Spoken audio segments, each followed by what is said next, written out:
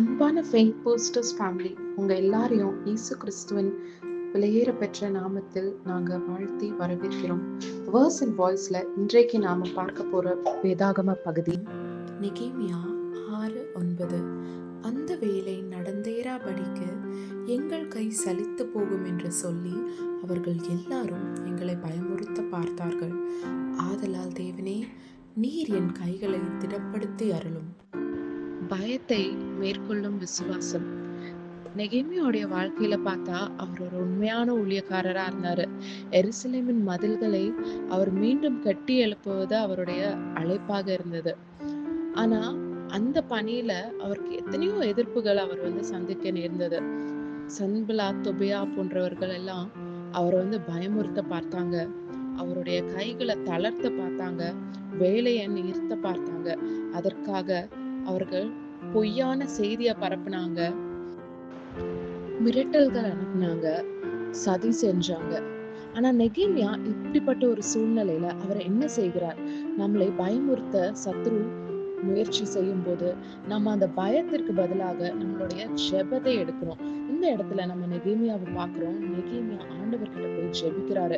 என் கைகளை பலப்படுத்துங்க என்று ஆண்டவர்கிட்ட அவர் கேட்கிறாரு. இதுதான் விசுவாசத்தோடைய உண்மையான அடையாளமா இருக்குது. நம்முடைய வாழ்க்கையில எத்தனையோ நேரங்கள்ல சத்ருவானவன் சோதனைகளை கொண்டு வரான், எதிர்ப்புகளை கொண்டு வரான், பயமுறுத்தல்களை கொண்டு வரான். நம்மளுடைய இலக்கை நோக்கி நம்ம செல்லும் போது அதை நம்ம அந்த நோக்கத்தை பார்த்து போகும்போது, நம்மளுடைய பர்பஸை பார்த்து போகும்போது அந்த வேலைகளை தடுக்க பார்க்கிறான், நம்மளை சோர்வடைய செய்கிறான். ஆனால் நம்ம என்ன செய்யணும்னா, நம்மளுடைய வாழ்க்கையில ஆண்டவர்கிட்ட எல்லா காரியத்திலையும் ஜெபத்துல இருக்க வேண்டும். ஜெபத்துல உறுதியாக நிற்க வேண்டும். எதிர்ப்புகள் அநேக வரும். ஆனா ஜெபத்துல நம்ம உறுதியா இருக்கும்போது இந்த பயமுறுத்தல்கள், இந்த மிரட்டல்கள், இந்த சதிகாரர்கள் செய்கிற ஒவ்வொரு காரியங்களையும் நம்ம ஜெபத்தினாலே வெல்ல முடியும். ஏன்னா நம்மளுடைய ஆண்டவர் ஒரு பெரிய ஆண்டவர்.